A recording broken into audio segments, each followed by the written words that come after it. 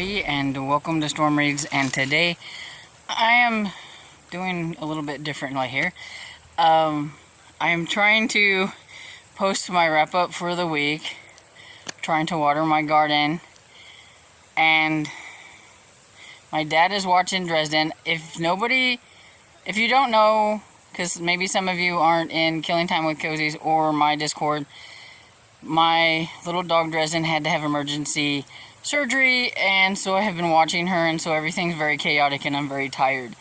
So I haven't really finished a lot of books, and the books that I have finished were audiobooks, because trying to read when you're like super tired is just not gonna happen.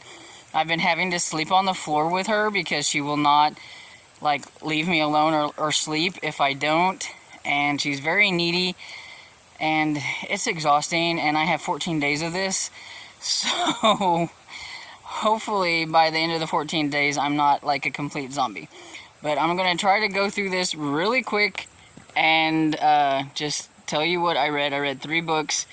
The first one is, let's see, Brushed with Murder by Bailey Abbott. It is the first book in, I think it's a Murder by Number series, and it was okay. I give it like, I don't know, 3.5 stars. It was a decent start to a series. There were a few things that I was not a big fan of. I think that I think Chloe will be fine. Izzy was a little annoying, but I don't know if it's because the narrator made her annoying, and that was one of the things. Like, overall the narration was okay, but the voice or whatever that they gave to Izzy which was her sister, was just kind of annoying. But there was a lady in town who is pretty much wrecking all the businesses by doing a column about the businesses and saying really nasty things, and she ends up murdered. And of course Izzy has had problems with her, and Chloe is the one that found her, and so yeah, they're going to be suspects, and they're going to have to figure it out. And, you know, it was okay. I'm probably going to be changing back and forth with my hands because I'm getting tired. Sorry. It is what it is for this video. And so the next one I have is Elizabeth, Webster, and the Court of Uncommon Pleas by William Lashner. And this one is a middle grade kind of mystery with a little bit of a spooky lean to it. Would be perfect for my Halloween readathon that's coming up if you want to read a mystery with a little spooky. Elizabeth Webster finds out that she is part of a family who are lawyers for the damned, and so when this ghost wants her help, she is got to find out with her and her friends, because the ghost is haunting this guy Henry, and Henry wants to like invite her over to help him with his math, but really it was because the ghost asked for Elizabeth by like name or whatever, and so and that's where she finds out about her whole legacy with her on her dad's side of the family.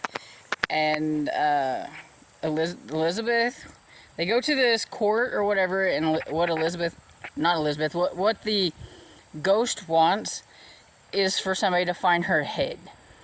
Yeah, so that's why I said it's a little creepy, because you've got these kids who are having to try to figure out what happened to this ghost's actual head. So the body was found, but there was no head attached, and so they've got to like find the head. So that's kind of a little creepy, but I really liked it. It's a series. I don't know how many books are in the series, or if it only got a couple of books, but I do know there's another one. Could be 3, I don't know. But yeah, so this is the first one, and I gave it 4 stars. I thought it was enjoyable. And then today I finished, I'm trying to balance all this stuff on my leg, so I finished The Detective's Assistant by Kate Hannigan, and this is a standalone from what I can tell, and it's Actually, I found it interesting whenever I seen the author's note at the end of this that the kid's aunt. So the aunt in this story is Kate Warren, I believe is her name, and she's actually based on a real life Pinkerton lady. She was the first lady detective that the Pinkertons hired, and this is a historical. It's like it's before the Civil War happened. Abraham Lincoln hadn't even been voted in yet.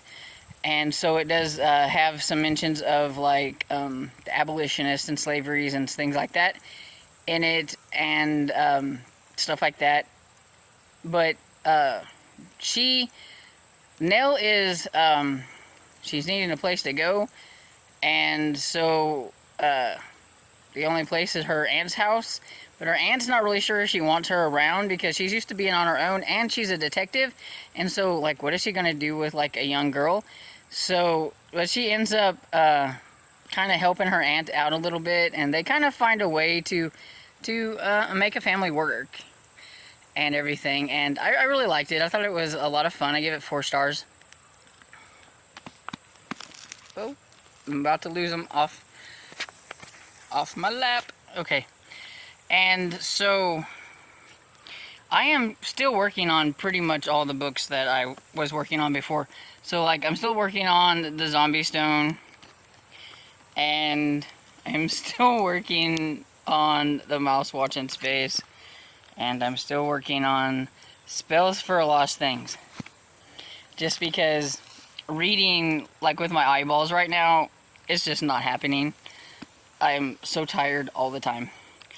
And I am adding in Forgiving by Lavelle Spencer, but I have an audiobook for this.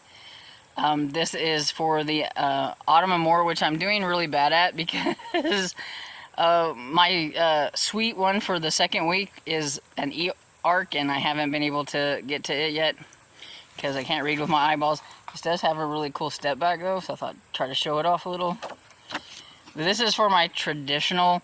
I switched up my have and have nots, and I am currently listening to Claiming Her Legacy by Linda Goodnight. Her and her sister's father was killed, leaving them with a lot of debt, and the only way to get out of that debt is to try to go after the bounty of the guy that killed their father, and so that's what Will is going to do. So I figured that was a really good like have-not story. So I decided to switch it up and use that.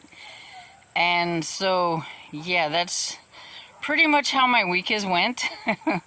It's been a very long week, full of a lot of worrying over my dog because she's my baby, and just not getting a lot of sleep trying to deal with her, and not reading a whole lot. So anyway, I hope you like this video for what it is, and give it a thumbs up and subscribe, and I will see you in another video soon, and hopefully it's a little bit better than this one.